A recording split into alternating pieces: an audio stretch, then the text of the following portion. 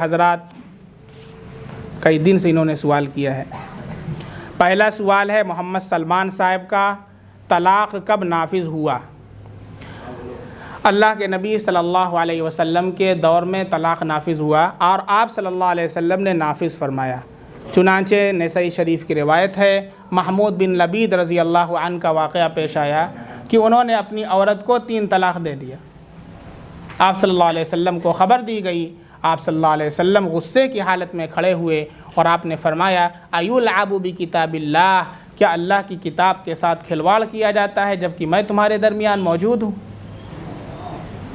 حتیٰ کہ ایک صحابی نے کہا اٹھ کر کے اللہ کے نبی حکم دے تو اس کا گردن اڑا دے۔ آپ نے کہا نہیں، گردن نہیں اڑاؤ۔ پھر آپ نے اس کو نافذ فرمایا۔ اسی طریقے سے وہ امیر عجلانی رضی اللہ عنہ کا بھی واقعہ ہے کہ انہوں نے اپنی بیوی کو طلاق دے دیا، آپ صلی اللہ علیہ وسلم نے اس کو نافذ فرمایا۔ اما عائشہ رضی اللہ عنہا کی روایت خود صحیح بخاری شریف کے اندر ہے، تو یہ اللہ کے نبی صلی اللہ علیہ وسلم کے دور میں ہی نافذ ہوا۔ یہ سوال کرتے ہیں محمد حارث بڑی مسجد جونپور سے، حضرت کیا کوئی لڑکی بغیر حجاب کسی غیر محرم سے پڑھ سکتی ہے جب کہ اس کی نیت صاف ہو اور مجبوری ہو کوئی، اور یہ کہ وہ نابالغ کے زمانے سے ہی پڑھتی ہے، اس کی اس نیت کا اعتبار کیا جائے گا شریعت کے حکم میں؟ دیکھیں، اس سے پہلے بھی میں نے ذکر کیا ہے کہ فتویٰ ظاہر پر ہوتا ہے، باطن پر نہیں ہوتا ہے۔ فتویٰ کس پر ہوتا ہے؟ دل میں آپ کے کیا ہے؟ بھائی دیکھیں، اللہ زیادہ جاننے والے نا، ہم آپ کے دل پر تو فتویٰ نہیں لگائیں گے، آپ کے دل میں کیا چل رہا ہے، ظاہر جو ہوگا اس پر فتویٰ لگے گا۔ اب جیسے کسی انسان نے ہی اپنی بیوی کو طلاق طلاق طلاق کا ورڈ بول دیا اور وہ آ کر کے مفتی صاحب سے کہتا ہے، ہم سے کہتا ہے ہماری نیت نہیں تھی، نیت ہماری نہیں تھی، تو اس کی نیت کا اعتبار نہیں ہوگا۔ آپ کسی بھی دارالفتہ چلے جائیں، وہ 3 طلاق واقع ہو جائے گی۔ فتویٰ ظاہر پر ہوتا ہے، باطن پر نہیں ہوتا۔ اب آپ قرآن پر نظر کریں، اللہ کے نبی صلی اللہ علیہ وسلم کی جو ازواج مطہرات ہیں وہ ہماری مائیں ہیں، امہات المومنین، قرآن نے کہا وہ مومنوں کی مائیں ہیں۔ اللہ ان کے لیے قرآن کے اندر کہہ رہا ہے کہ اے صحابہ ہی، کہ جب تم ان سے سوال کرو کسی چیز کا، فَاسْأَلُوهُنَّ مِنْ وَرَاءِ حِجَاب، تو پردے کے پیچھے سے سوال کرو۔ آپ یہ بتائیں کہ کیا اس دور سے کوئی اور پاکیزہ دور ہو سکتا ہے؟ صحابہ سے زیادہ بڑھ کر کے آج کے دور میں ہم اپنی نگاہوں کو نیچی کرنے والے ہو سکتے ہیں؟ اللہ کے نبی صلی اللہ علیہ وسلم کی ازواج مطہرات سے بڑھ کر کے کوئی اور بیوی ہو سکتی ہے؟ اللہ تعالیٰ جب ان کے بارے میں حکم دے رہا ہے کہ جب ان سے سوال کرو تو پردے کے پیچھے سے، آج کے دور میں کوئی کہے میری نیت صاف، بھائی میں آپ کی نیت پر سوال ہی نہیں اٹھا رہا ہوں۔ اسلام تو ایسی چیزوں کا حکم دیتا ہے کہ آگے کے چانسز ہی ختم ہو جائیں۔ انسان جب اللہ کے حکام پر عمل کرے تو برائی کا خاتمہ ہی ہو جائے۔ جب دیکھے گا ہی نہیں، نظر ہی نہیں پڑے گی، سب سے ابلیس، حدیث میں آتا ہے کہ نگاہ ابلیس کے تیروں میں سے ایک تیر ہے۔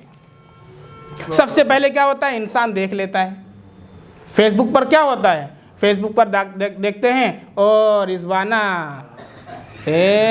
کیا بڑھیا نام، اب اس کے اندر گئے فرینڈ ریکویسٹ، ادھر سے کنفرم، بس کام ہو گیا۔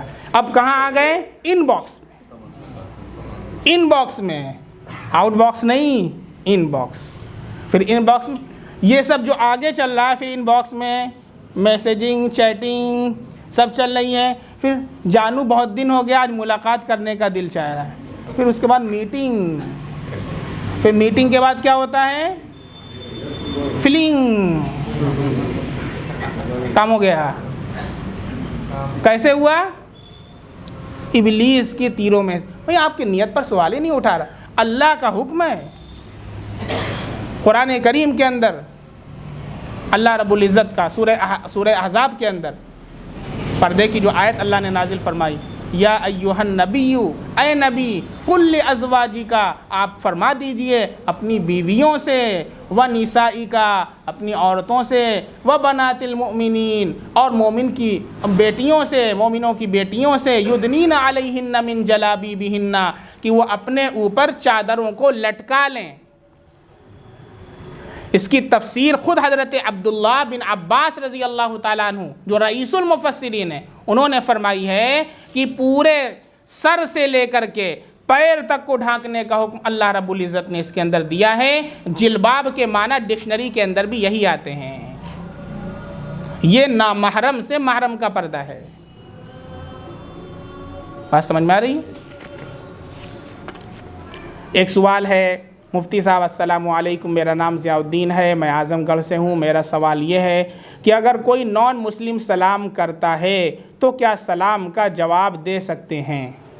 جی ضیاء الدین صاحب، آپ نے جو سوال کیا ہے کہ جب کوئی نان مسلم سلام کرے تو اس کا جواب دے سکتے ہیں، تو حضرت انس رضی اللہ عنہ کی روایت ہے، آپ صلی اللہ علیہ وسلم نے فرمایا کہ جب کوئی تم سے سلام کرے جو غیر مسلم ہو، ذمی ہو، اہل کتاب ہو، مسلم نہ ہو، تو اس کے جواب میں وعلیکم کہو۔ کیا کہو؟ ہاں، وعلیکم کہو، بس اتنا کہو۔ اسی طریقے سے بعض حضرات نے ہداکم اللہ کا جملہ لکھا ہے کہ آپ اس کے جواب میں کہیں ہداکم اللہ، اللہ تمہیں ہدایت عطا فرمائے، اللہ تمہیں ہدایت عطا فرمائے۔ آپ یہ جملہ بول سکتے ہیں، وعلیکم آپ بول سکتے ہیں، ٹھیک ہے، آپ یہ جملہ کہہ دیں۔ وعلیکم السلام، اس کا مطلب ہوتا ہے تم پر سلامتی ہو، اور یہ ایک دعا ہے، اور دعا کا مستحق وہ ہے جو اللہ کو اپنا رب مانتا ہے اور اللہ کے احکام کو مانتا ہے، وہ اللہ کی رحمت کا مستحق ہے۔ اب جیسے جو 9 پڑھے گا وہی 10 میں جائے گا نا، جو 9 ہی نہیں پڑھا تو 10 میں کیسے چلا جائے گا؟ 10 کی مارک شیٹ کیسے مل جائے گی؟ بات سمجھ میں آ رہی؟ اللہ کی رحمت کا مستحق وہ ہوگا جو اللہ کو مانے گا۔ جو باپ کا بیٹا ہوگا وہی نا باپ کا وارث ہوگا، کہ کوئی ایرو گرو نتو خیرو جو سڑک پہ ٹہل رہا ہے وہ باپ کا وارث بن جائے گا۔ تو اللہ کی رحمت کا مستحق بھی وہی ہوگا جو اللہ کو تسلیم کرے گا، اللہ کی وحدانیت کو مانے گا، اللہ کے احکام پر چلے گا، وہ اللہ کی رحمت کا بھی مستحق ہوگا۔ بات سمجھ میں آ رہی ہے؟ ایک دو سوالات اور ہیں۔ کتنا ٹائم حافظ صاحب؟ ہاں زیادہ نہیں ہے بس، ہاں بہت، انہوں نے پچھلے ہفتے سے سوال کیا، ان لوگوں کا باقی رہ گیا۔ السلام علیکم مفتی صاحب، عورتوں کے رکوع کا کیا صحیح طریقہ ہے؟ جس طرح سے مرد کرتے ہیں وہی طریقہ ہے یا کوئی دوسرا طریقہ ہے؟ دیکھیں، یہ عاصم صاحب رسول آباد سے سوال کرتے ہیں۔ دیکھیں، مرد کا جو طریقہ ہے وہ تو یہ ہے کہ مرد اتنا جھکے رکوع کے اندر کہ اس کا سر، پیٹھ اور سرین یہ تینوں برابر ہو جائیں، اور عورتوں کا حکم یہ عورتوں کے لیے کہ وہ صرف اس قدر جھکے کہ اس کا جو ہاتھ ہے یہ گھٹنوں تک پہنچ جائے، بس اس سے زیادہ اس کو نہیں جھکنا ہے۔ جیسے مرد جھکتے ہیں ایسے رکوع کے اندر عورتوں کو نہیں جھکنا ہے۔ شعیب صاحب کل بڑی مسجد سے سوال کرتے ہیں، عقیقہ کا گوشت ماں باپ کھا سکتے ہیں؟ دیکھیں، اعلاء السنن علامہ ظفر تھانوی رحمۃ اللہ علیہ نے 22 جلدوں کے اندر لکھی ہے، اس کے اندر بھی لوگوں کے درمیان جو غلط فہمیاں رائج ہیں ان میں سے اس کو بھی ذکر فرمایا ہے، اور کہا ہے کہ جس طریقے سے قربانی کا جو گوشت ہے اس کا 3 حصہ کرنا مستحب ہے، ایک حصہ اپنے اہل و عیال کے لیے، ایک حصہ دوست و احباب کے لیے، ایک حصہ فقراء غرباء کے لیے، اسی طریقے سے عقیقے کے گوشت کا بھی حکم ہے۔ سمجھ میں آیا؟ اور یہ کہاں سے لوگوں کے اندر یہ بات مشہور ہو گئی ہے کہ عقیقے کا گوشت ماں باپ نہیں کھا سکتے ہیں؟ یہ لوگوں کے درمیان جو بہت سی غلط فہمیاں رائج ہیں انہی میں سے ایک ہے، اس کی کوئی حقیقت نہیں ہے۔ اسی طریقے سے بہت سے لوگوں کے ذہن میں یہ بات بھی بیٹھی ہوئی ہے کہ جس کا عقیقہ نہیں ہوا اس کی قربانی نہیں ہو سکتی۔ سمجھ میں آیا؟ جس کا عقیقہ نہیں ہوا اس کی قربانی نہیں ہو سکتی، یہ بھی بالکل غلط ہے، اور اس کا حقیقت سے کوئی تعلق نہیں ہے۔ عقیقہ مستحب عمل ہے، اللہ توفیق دیں تو انسان کو کرنا چاہیے، حدیث کے اندر اس کے فضائل ہیں، اور جو قربانی ہے یہ صاحب نصاب پر واجب ہے، اس لیے ان دونوں کو ایک دوسرے سے نہ جوڑیں۔ عقیقہ ہوا ہو چاہے نہ ہوا ہو، اگر قربانی واجب ہے تو قربانی کرانا ضروری ہوگا۔ ہاں نثار صاحب تاڑتلا سے سوال کرتے ہیں نماز میں سطر کھل جائے تو کیا حکم ہے، نماز ہوگی یا نہیں؟ دیکھیں اس سلسلے میں عرض یہ ہے کہ مرد کا جو سطر ہے وہ ناف سے لے کر گھٹنے تک ہے، ناف سے لے کر کے جو دھوڑی یہ ناف ہے یہ یہاں سے لے کر کے گھٹنے تک ہے، اور عورت کا جو سطر ہے یہ پورا بدن ہے سوائے چہرے، دونوں ہاتھ کے اور دونوں قدم کے، اس کے علاوہ پورا جسم سطر ہے۔ اب اگر نماز کے اندر کوئی عضو کھل جاتا ہے تو اس عضو کا جو چوتھائی اس کی مقدار ہے، جو بھی عضو ہے اس کی چوتھائی مقدار تک اگر کھل جاتا ہے تو پھر ایسی صورت کے اندر نماز فاسد ہو جائے گی اور نماز کو دہرانا پڑے گا، اور اگر اس سے کم کھلے گا تو نماز ہو جائے گی، نماز نہیں ٹوٹے گی۔ آج کل دیکھا جاتا ہے کہ ایسی پینٹیں چلی ہوئی ہیں کہ بہت سے ہمارے یوتھ نوجوان پہنتے ہیں کہ وہ سجدے کی حالت کے اندر پیچھے سے دیکھا جائے تو بہت اندر تک معاملہ چلا جاتا ہے، تو اس سے احتیاط کریں، ایسی پینٹ سے ایسی چیزوں سے احتیاط کریں کہ آپ ایسی پینٹ پہنیں کہ جس سے آپ کی نماز بھی اگر یہ کہ ہو بھی جائے لیکن کراہت تحریمی تک تو معاملہ پہنچ ہی جاتا ہے، سطر کا حصہ تھوڑا سا بھی کھل جاتا ہے تو کراہت تحریمی تک معاملہ پہنچ جاتا ہے۔ اس لیے ایسی چیزوں سے گریز کریں، فیشن کے چکر میں اپنے اللہ اور اپنے نبی کو نہ چھوڑ دیں۔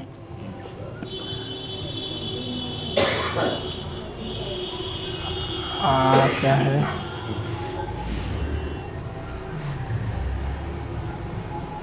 ہاں ایک صاحب نے سوال کیا ہے، السلام علیکم مفتی صاحب، جس طرح آتش دان کے سامنے نماز نہیں پڑھ سکتے ہیں تو کیا ہیٹر کے پاس بھی نماز پڑھنا ناجائز ہے؟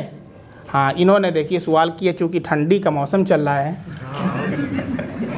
لوگ ہیٹر جلا جلا کے ماشاءاللہ پورا کمرہ گرم کیے ہوئے ہیں، ٹھیک ہے، تو انہوں نے اس لیے سوال کیا ہے، اصل میں مسئلہ یہ ہے کہ مجوسی جو ہوتے ہیں آتش پرست ہیں، جو آگ کی پوجا کرتے ہیں، وہ آگ کو سامنے رکھ کر کے سجدہ کرتے ہیں، تو انہوں نے اس سے سوال کیا ہے کہ ہیٹر کو ہم سامنے رکھ کر کے عبادت کریں تو یہ ان کے ساتھ مشابہت تو نہیں ہو جائے گی؟ انہوں نے بہت اہم سوال کیا ہے۔ دیکھیں بھائی، حدیث کے اندر آتا ہے من تشبہ بقوم فہو منہم، جو جس قوم سے مشابہت اختیار کرتا ہے کل قیامت کے دن انہی لوگوں میں سے اٹھایا جائے گا۔ اب رہ گئی یہ بات کہ ہیٹر کے سامنے نماز پڑھ سکتا ہے تو اس سے مجوسیوں کے ساتھ مشابہت ہوگی، تو میرے نزدیک مشابہت نہیں ہوگی، اس لیے کہ مجوسی ہیٹر کو سامنے رکھ کر کے عبادت نہیں کرتے ہیں، وہ انگیٹھی وغیرہ میں باقاعدہ آگ جلاتے ہیں، ٹھیک ہے، وہ شکل پائی جائے۔ اب جیسے بورسی وغیرہ کے اندر کچھ لوگ جلاتے ہیں تو اس سے احتیاط کریں، لیکن وہ ہیٹر جو آج کل کا آتا ہے صرف ہیٹر ہے تو اس سے مشابہت لازم نہیں آئے گی مجوسیوں کے ساتھ، ٹھیک ہے، اور اس سے اگر سامنے رکھ کر کے بہتر ہے کہ اس کو آگے سے ہٹا دیں، آپ نماز پڑھ لیں، یہ بہتر طریقہ ہے، لیکن وہ مشابہت اس سے لازم آ جائے ایسا میرے نزدیک ایسا نہیں۔ ایک صاحب نے پوچھا ہے، اللہم عرفان اقبال قلعہ روڈ سے سوال کرتے ہیں، اللہم صلی علی محمدن پڑھیں یا اللہم صلی علی محمد پڑھیں؟ بہت سے لوگ سوال کرتے ہیں اللہم صلی علی محمدن جو درود شریف ہے، محمدن یا محمد پڑھیں۔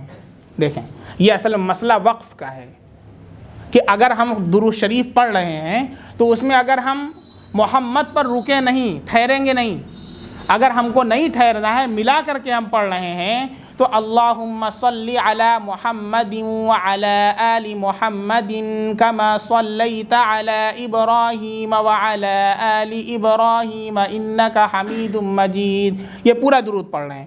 لیکن اگر کسی کی سانس اتنی لمبی نہیں ہے، کوئی اتنا بڑا قاری نہیں ہے، تو اللہم صلی علی محمد پر رکے گا تو دال ساکن ہو جائے گا، دال ساکن ہو جائے گی محمد، پھر اس کے آگے آپ پڑھنا چاہیں وَعَلَىٰ آلِ محمد، یہ آسان ہے، کما صلیت علی ابراہیم وعلی آل ابراہیم انک حمید مجید، تو یہ وقف کی صورت میں دال ساکن ہو جائے گی، محمد پڑھا جائے گا، اور ملا کر کے پڑھیں گے تو محمدیوں پڑھا جائے گا۔ ثاقب چہارسو سے سوال کرتے ہیں، دکان کھولتے وقت 2 اگربتی جلانا ضروری ہے؟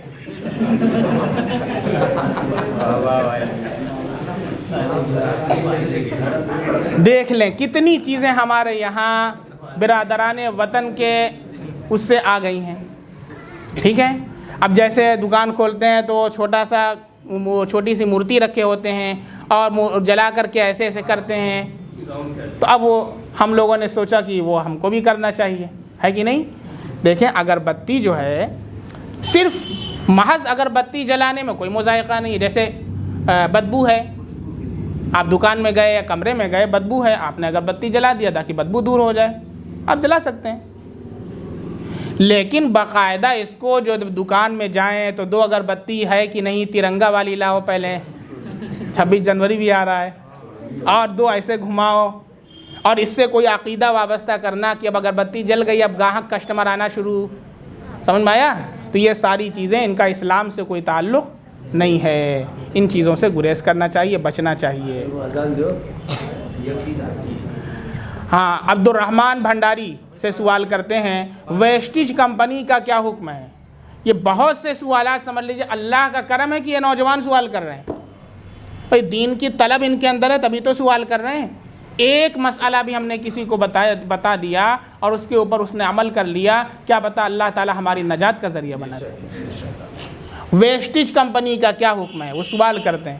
یہ ایک طرح کی کمپنی ہے ویسٹیج کمپنی، اس میں کیا ہوتا ہے کہ ممبران کو جوڑنا ہوتا ہے، جیسے آپ اس کے ممبر بن گئے، 10,000 یا 15,000 20,000 جتنا بھی آپ نے دیا اور آپ نے اس کی ممبرشپ لے لی، پھر اس کے بعد آپ کی ذمہ داری ہوتی ہے کہ آپ 5 یا 10 لوگوں کو جوڑیں، ٹھیک ہے، اور ان لوگوں کو اس کا ممبر بنائیں، پھر اس کے بعد وہ 5-10 جو لوگ ہوتے ہیں وہ دوسرے لوگوں کو ممبر بناتے ہیں، اور پھر وہ جو جڑتے ہیں وہ بناتے ہیں، تو جب یہ 50 تک یہ چین پہنچ جاتی ہے تو وہ ہیرو بن جاتا ہے یا کیا بن جاتا ہے، اور پھر بننے کے بعد پھر اس کو جو ہے کہیں سوئٹزرلینڈ گھوم رہا ہے تو کہیں وہاں گھوم رہا ہے، تو لوگوں کو لگ رہا ہے کہ اوہو، اس کے بارے میں جو ہے علماء کا فتویٰ آ چکا ہے، اور آج نہیں بہت پہلے سے اس کے بارے میں آ چکا ہے کہ یہ اجرت بلا عمل ہے اور ناجائز ہے، اس سے بچنا چاہیے۔ ایک صاحب ہمارے پاس بھی آئے تھے، پولیس کے اندر ہیں، 3 گھنٹہ ہمارا کھا گئے، ہم کو ادھر سے ادھر سے اس کا یہ بینیفٹ ہے وہ بینیفٹ ہے۔ ہم نے کہا بھائی ایسا ہے کہ دیکھیں یہ درست نہیں ہے، آپ ممبر بن جائیے۔ ہم نے کہا بھائی درست نہیں ہے، ہم کیسے ممبر بن جائیں، اس کے جائز نہیں ہے یہ شریعت کے اندر۔ ہم نے ان کو سمجھایا۔ باہر کا ویسٹیج کمپنی جو ہے اس کا نہیں، تو اب جو بھی کمپنی اس کے شرائط دیکھے جائیں گے، ہاں، جہاں پر ایسی کوئی شرط ہو کہ وہ شرط شریعت سے ٹکراتی ہو، شریعت کے اصول سے، تجارت کے اصول سے جو شرعی اصول بنائے گئے ہیں، تو پھر اس کو ناجائز قرار دیا جائے گا۔ ویسٹیج کا جو طریقہ کار ہے اس پر علماء نے نظر کی ہے اور اس کے بارے میں فتویٰ دیا ہے۔ کوئی ایسی الگ سے اور کمپنی ہو تو آپ اس کے بارے میں تحریر کر کے دیں، تو اس کے بارے میں علماء پھر غور کریں گے، پھر اس کے بارے میں بتائیں گے۔ ٹھیک ہے، بہر کیف ایک طویل سلسلہ ہے، بس آخری سوال کر کے بات ختم کرتے ہیں۔ یہ حافظ عاکف صاحب ظفر آباد سے پوچھتے ہیں اسأل اللہ العظیم رب العرش العظیم ان یشفیک، یہ جو دعا ہے اللہ کے نبی صلی اللہ علیہ وسلم جب جاتے کسی بیمار کے پاس تو یہ دعا پڑھا کرتے تھے۔ حدیث میں آتا ہے کہ اگر موت نہ ہو تو اللہ اسے شفا عطا فرما دیں گے، سوائے موت کے اللہ تعالیٰ اسے شفا عطا فرما دیتے ہیں۔ یہ دعا ہے، تو کیا اس کا میسج کرنا اور موبائل پر لکھ کر کے بھیجنا بھی صحیح ہے؟ کیسا ہے بھئی؟ یہ دعا ہے اسأل اللہ العظیم، اس کا ترجمہ کیا ہے؟ میں سوال کرتا ہوں اسأل اللہ العظیم، اس اللہ سے جو بڑا ہے، رب العرش العظیم، عرش عظیم کا مالک ہے، ان یشفیک، کہ وہ آپ کو شفا عطا فرمائے۔ جیسے انسان اردو کے اندر کوئی کہتا ہے ہماری طبیعت خراب ہے تو آپ کہتے ہیں اللہ آپ کو شفا عطا فرمائے، اللہ آپ کو صحت عطا فرمائے، اللہ آپ کو تندرستی عطا فرمائے۔ تو عربی زبان کے اندر یہ جملہ ہمارے نبی صلی اللہ علیہ وسلم نے بتایا ہے، یہ جملہ کہہ سکتے ہیں، اس میں کوئی ایسی باؤنڈیشن نہیں ہے کہ آپ وہ میسج نہیں کر سکتے اور موبائل پر لکھ کر نہیں بھیج سکتے۔ بہتر طریقہ یہ ہے کہ آپ تعزیت کے لیے جائیں تو وہاں پر جا کر کے پڑھیں، نہیں جا سکتے ہیں تو آپ جو ہے موبائل سے میسج کر دیں یا آپ زبان سے آپ پڑھ کر کے اس کو دعا دے دیں۔ ٹھیک ہے، اللہ تعالیٰ ہم سب کو عمل کی توفیق عطا فرمائے۔